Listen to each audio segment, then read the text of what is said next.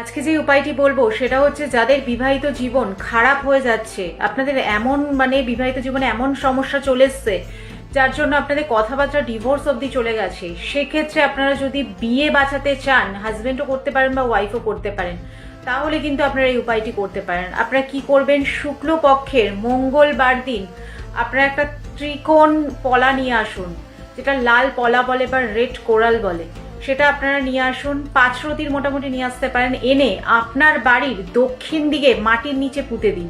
আর যারা মাটির নিচে পোতা পসিবল না, সেক্ষেত্রে আপনারা একটা টব এনে টবের মধ্যে কিছু মাটি রেখে তার মধ্যে আপনারা পুঁতে দিন।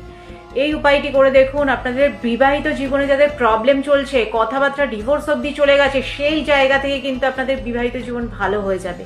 ছোট্ট একটা উপায়, একটু ঠিকঠাকভাবে উপায়গুলো করে শুনে করুন, আপনাদের কিন্তু টিপসে ঘরে বসে কিন্তু আপনারা যে কোনো সমস্যা থেকে বেরিয়ে আসতে পারবেন।